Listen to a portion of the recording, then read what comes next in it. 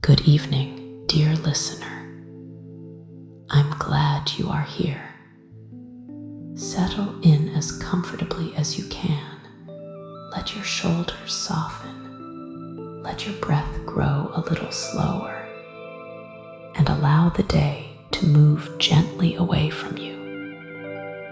Tonight, you do not need to solve anything or hurry anywhere. You only need to listen, imagine, and rest.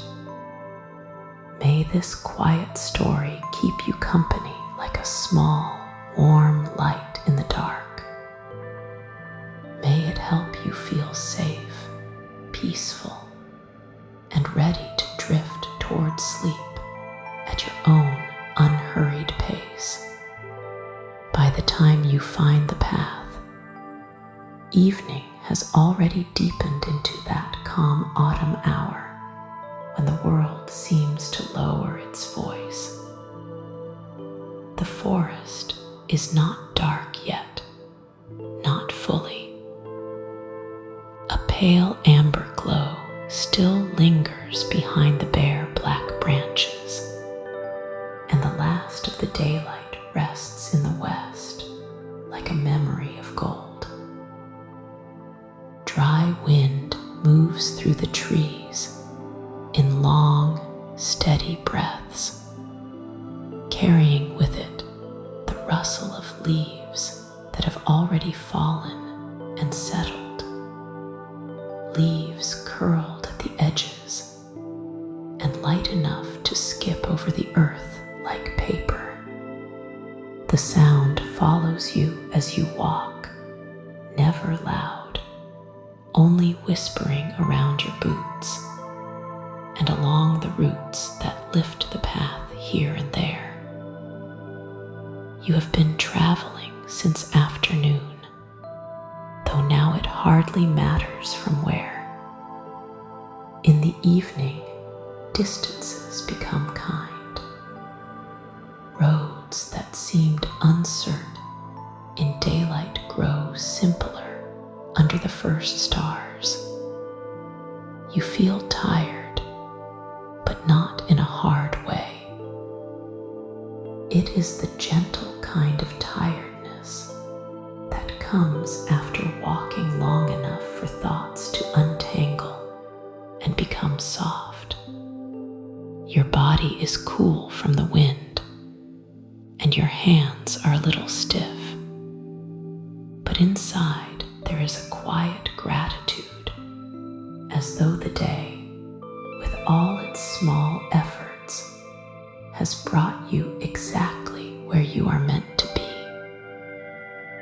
The path bends between old firs and beeches, and there, almost hidden among the trunks, you see the little chapel. It is smaller than you expected, and somehow more welcoming because of that. Its stone walls rise low and sturdy from the earth, mottled with age and patches of silver moss. The roof is dark wood, steep enough to let winter snow slide away, and one narrow bell hangs beneath a simple arch, still and quiet in the windless pocket beneath the eaves. A single window faces the path, its glass uneven and faintly clouded, and through it you can see the warmest thing in the forest, the trembling light of candles. For a moment, you stand beneath the trees and simply look. The dry wind continues its patient whisper through the branches overhead. It brushes your coat, nudges at the hem, and slips around the corners of the chapel with a low, papery hiss. Yet the little building holds its warmth as if it were holding a secret. Light glows through the old glass in soft, honey-colored ripples. It does not shine sharply. It blooms. It seems to gather itself in the window and spill gently onto the path, turning the fallen leaves at your feet into copper and brass. You walk toward the door, and the closer you come, the more the outside world grows hushed. The stones of the chapel keep back the wind. The threshold is slightly worn in the center from many feet over many years. You rest your hand on the iron latch. It is cool, but not unpleasantly so. The wood of the door smells faintly of resin and age, a deep forest scent made warmer by the life within. When you open it, the hinges give the softest sigh, as though they know you and are not surprised to see you arrive at this hour. Inside, the air is still, not empty still, but held still like water in a deep well. The smell greets you first: beeswax, old wood, a trace of stone cooled by evening, and that indefinable sweetness found only in small sacred rooms where silence has been welcomed for a very long time. The warmth is not great, yet after the wind it feels like stepping into shelter shaped exactly for a human heart. The chapel is simple. A narrow aisle of smooth floorboards leads toward a small altar of pale wood. 2 benches stand on either side, polished by years of use, their surfaces reflecting the candlelight in soft bands. A woven runner lies before the altar, its colors faded into gentle earth tones. Above, the beams of the ceiling are dark and honest, carrying the faint fragrance of cedar and smoke from winters past. There are no bright colors, no gold, no grand carvings, only a few carved leaves along the altar edge, a wooden bowl resting beside a taper candle, and a painted icon so old that its once vivid lines have softened into a tender blur. Yet nothing feels lacking. The simplicity itself is beautiful. Every object seems to know its place. Several candles are already burning. They stand in iron holders along the wall and on the altar ledge, each flame upright and patient. Their light moves in delicate ways, creating little rivers of gold that travel over the stone and the wood. On one wall, the candlelight touches the grain of the boards and brings out hidden patterns like little maps. On another, it gathers in the shallow curves of old plaster and turns every imperfection into something gentle. Shadows of the iron holders rise long and still, while the flames themselves make make the smallest motions, enough to remind you that light is alive. You close the door behind you, and the latch settles with a quiet click. At once, the wind becomes distant. You can still hear it outside, brushing the chapel walls and stirring the dry leaves around the foundation. But now it is only part of the evening, not something that can reach you. It shivers through the trees in soft waves, a sound like careful hands passing over parchment. The contrast is so comforting that you breathe more deeply without meaning to. The room seems to receive that breath and answer with calm. Near the entrance there is a little shelf, and on it rests a bundle of tapers beside a box of matches. You know, without needing to decide, that you will light one. You step toward the shelf slowly, your boots making almost no sound on the boards. You take a taper between your fingers. It is smooth and slightly cool, pale as cream. Then you strike a match. For an instant, the sulfur flares bright and sharp, a tiny sun waking in your hand. The match crackles once and settles into a steady flame.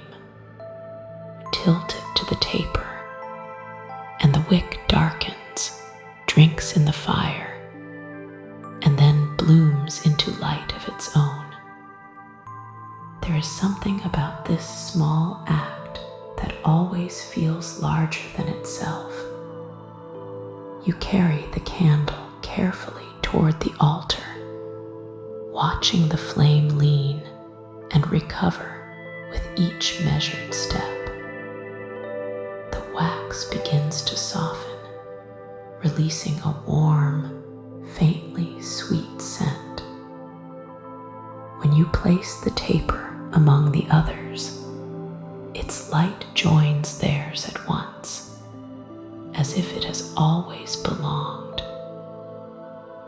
Another small circle of gold appears on the wall. Another shadow takes shape. Another quiet brightness enters the room, and you feel in your chest a gratitude so simple that it does not need words. You stand for a little while before sitting, not because there is any ritual you must follow, but because the stillness invites you to remain. Your hands rest loosely before you. The candle flames tremble just enough to keep the room from becoming fixed. In their movement, the chapel seems to breathe. Light climbs the altar edge, catches in the little carved leaves, and slips over them like water over stones. It touches the old icon and reveals, for a second, the outline of a face softened by time, a face more suggested than seen, serene and watchful. It reaches even the far corners, not to banish shadow completely, but to make it kind. At last you turn and choose a bench near the center of the room. The wood is cool at first through your clothing, then gradually warm. You sit with the ease of someone who has finally arrived where they can stop. Your hands rest on your knees. Your feet settle flat on the floorboards. Your shoulders loosen.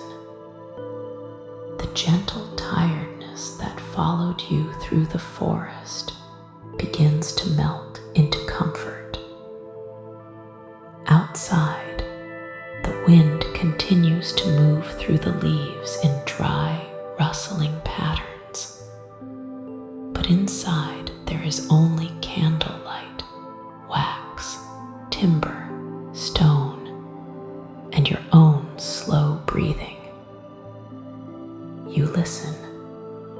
At first you hear what you expect. The wind beyond the walls. The tiny, nearly silent murmur of flames.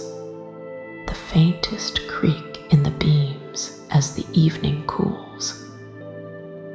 Then, as your thoughts quiet, you begin to hear the silence beneath those sounds. It is not emptiness. It is presence. A silence with depth in it. A silence that seems to hold all the little noises gently, giving them space and meaning. In that silence, you feel less like a stranger passing through and more like someone remembered. The smell of wax and wood grows clearer the longer you sit. Beeswax has its own kind of warmth, sweet but not sugary, earthy in a golden way. The benches smell of old pine and cedar, polished by hands, sleeves, years of use, and the simple oil with which someone has cared for them season after season. The chapel walls hold a cooler scent of stone, clean and grounding. Together, those fragrances form the smell of shelter. If peace had a scent, perhaps it would be close to this. The light continues its slow work. On the wall across from you, one flame shines through a pane of colored glass set into a tiny lantern, and the reflection trembles faintly in red and amber on the plaster, like the memory of embers. Another candle sends a bright oval onto one of the support beams, revealing every fine line in the wood grain, every year of growth, every patient ring hidden beneath the surface.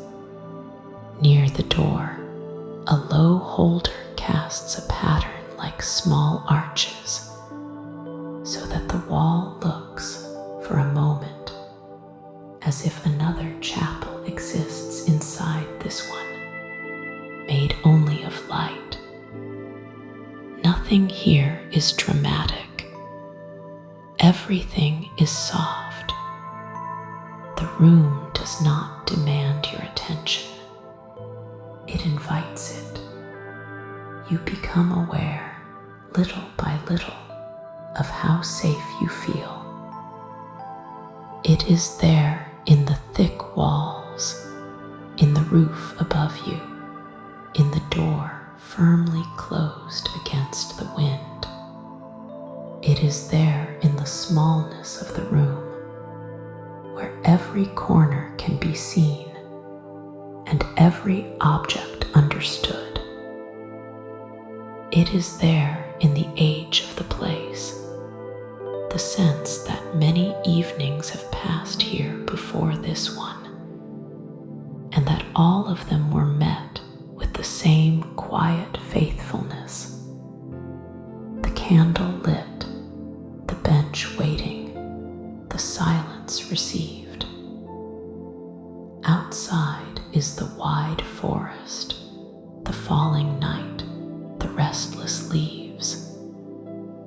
inside is warmth enough, light enough, peace enough. You need nothing more. Perhaps you are a traveler who has reached this place by chance. Or perhaps you are its keeper and know every board and stone by heart. In this hour, it hardly matters which. What matters is the feeling of belonging that rises around you as naturally as candle smoke. You feel grateful to the path that brought you here, grateful to the trees that made room for the chapel, grateful to the hands that built it, grateful even to the evening wind for reminding you what shelter is. Your gaze drifts toward the small window. Night has deepened beyond it. The last amber in the sky has faded into a dusky blue-gray, and the forest outside is now a lacework of trunks and branches. From time to time, dry leaves race past the window in a sudden little swirl, then vanish into darkness. The sight should make the room feel isolated, yet it does the opposite. It makes the chapel feel held, nested within the trees like a lamp set in cupped hands. You imagine the light in the window seen from the path, appearing to some distant wanderer as a promise. Here there is rest. A gentle peace settles more completely around you. You do not need to think about tomorrow. The road can wait. Morning can wait. The world beyond the forest can wait. There is only this bench, this evening, this chapel breathing with candlelight. You let your attention move to small things, because small things are easy company at night. A bead of wax gathers along the side of your newly lit candle, grows heavy, and slides down in a slow, bright curve before cooling into a pale fold. The flame above it remains steady. A knot in the wood of the bench catches the light and becomes a little bronze eye.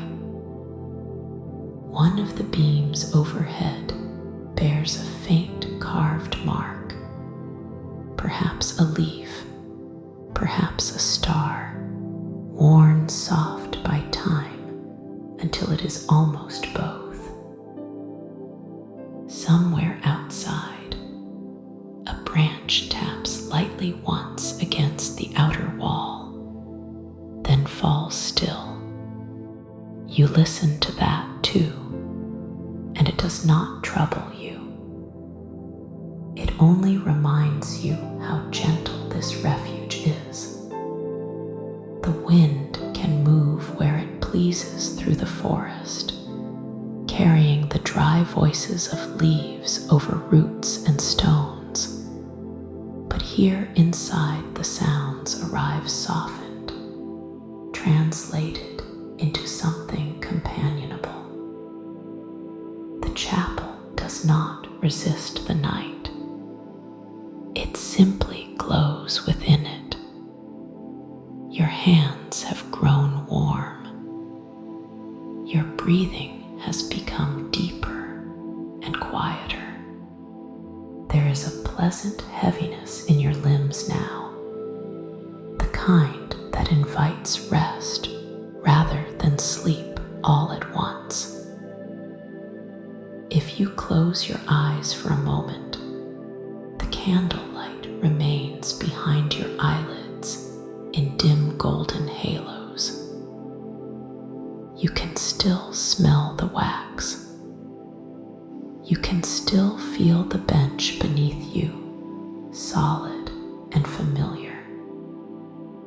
you can still hear the wind far enough away to be beautiful. When you open your eyes again, the room seems even softer than before.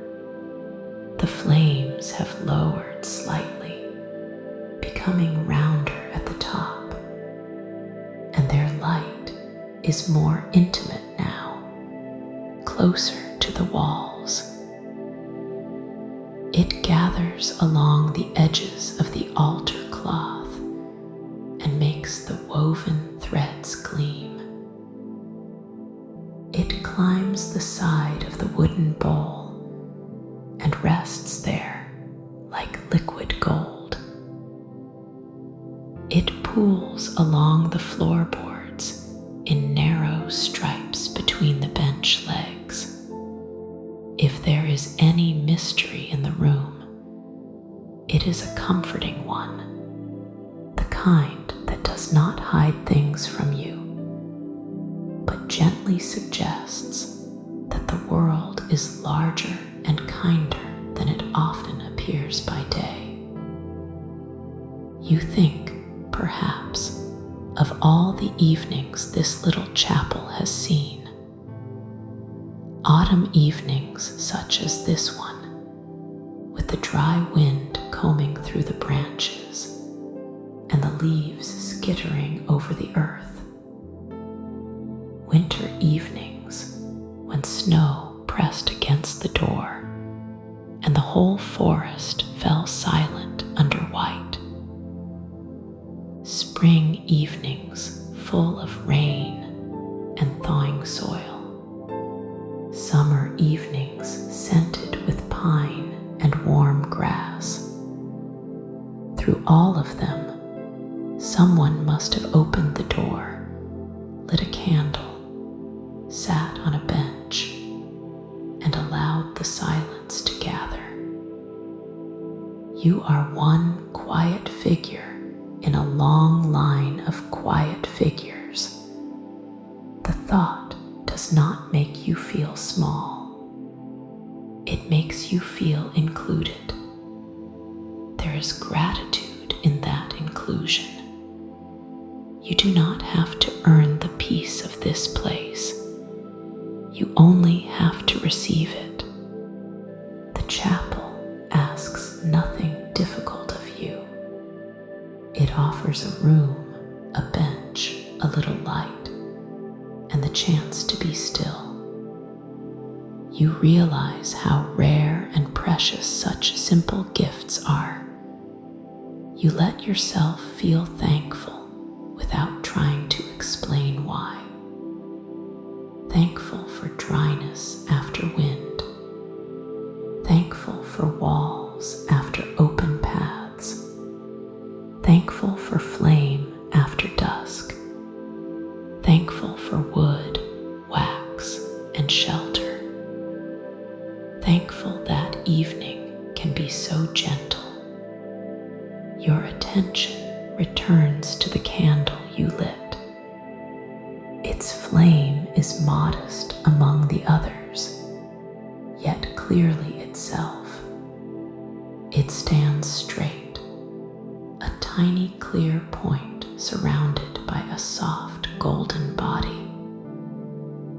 Around it, the air wavers almost invisibly, and now and then the wick glows brighter at the base, sending a small pulse of light outward.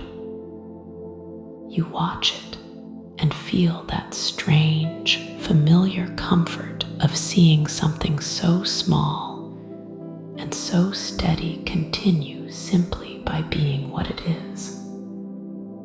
There is no hurry in a candle. It does not strive. It shines. You smile, though no one is there to see it. It is the quiet smile of someone who has remembered something important without needing to put it into words. Perhaps that rest is holy. Perhaps shelter is. Perhaps gratitude itself is a kind of prayer. You do not need to choose. The evening holds all of it gently enough. The chapel seems warmer now, though perhaps it is only that your body has fully arrived. The wood no longer feels cool. The air feels settled around your skin like a blanket that does not touch, but still protects. Even the shadows are reassuring. They stay close to the corners and beneath the benches, never harsh, never sudden. Every time a flame stirs, they move a little and then become still again, like dark water disturbed by a leaf, and then calm once more. Beyond the small window, night thickens. A few stars appear where the branches leave room for them, faint at first and then clearer. They do not outshine the candles, they accompany them. The forest stands around the chapel in patient silence, broken only by the brushing wind. If there are creatures moving through the undergrowth, they move softly, respectfully, as though they too know that this is a place of quiet. You imagine the little building from above, a warm square of light in a sea of cool, dark trees, steady as a heartbeat. You let your head rest lightly against the wall behind the bench. The wood is firm and smooth. It supports you without asking anything.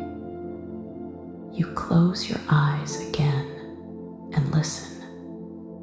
The outer wind, the faint crackle of a wick, the almost inaudible settling of old boards, your own breath entering and leaving. That is all. It is more than enough. In this protected stillness, time loosens. Minutes no longer march. They drift. They pass like leaves crossing a path, each one distinct, and yet part of the same calm motion. If you are the keeper of this place, then you know that this is the hour you love most. After the candle is lit, before the night grows deep, when the chapel belongs equally to the world and to silence. If you are only passing through, then you know this is the hour you will remember long after the road continues. The bench, the wax, the moving light, the safe enclosure of old wood and stone. Either way, you feel no loneliness here. Solitude, yes, but solitude can be gentle. Solitude can be a lantern. Solitude can sit beside you like an old and trusted friend. At some point you rise, not because you need to leave, but because standing feels right for a moment. You step quietly to the altar and straighten one candle that is tilted in its holder. You smooth the edge of the cloth with your fingertips. You place your hand briefly on the polished wood. It is warm from the surrounding flames. The gratitude in you deepens again, almost tender enough to ache. You bow your head, not out of duty, but out of affection for the room, for the evening, for the simple fact of being here. Then you return to the bench. The act of sitting down again feels like settling deeper into a nest. The chapel receives you once more. The flames continue their patient shining. Wax continues to soften and cool. Light continues to paint the walls in gentle patterns that are never exactly the same from one moment to the next. Outside, the dry wind still moves through the leaves, but now it sounds farther away than ever, as if the whole forest has stepped back to let this quiet remain undisturbed. Your thoughts thin to almost nothing. This is not emptiness, it is relief. The mind, no longer crowded, becomes spacious enough to notice peace. You feel it in your chest, in your hands, behind your eyes. If sleep were nearby, it would not arrive suddenly. It would come the way evening came to the path, slowly, kindly, with no demand.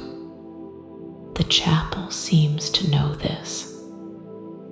Everything in it encourages rest without insisting on it. The candles burn lower. Their light grows softer still, richer and more amber. The walls seem to draw closer in the kindest way, not confining, but protecting. The scent of wax deepens, and the smell of the old wood becomes sweeter as the room cools toward night. You imagine remaining here until the last flame becomes a red ember and then a curl of smoke, until the stars stand high above the trees and the wind tires itself out among the leaves. But for now, there is no need to move toward any ending. You are here. You are safe. You are held by old walls, by quiet timber, by the patient glow of candles and the soft breathing of the forest beyond them. You sit on the bench and listen to the silence that is not empty, but full. You breathe in wax and wood.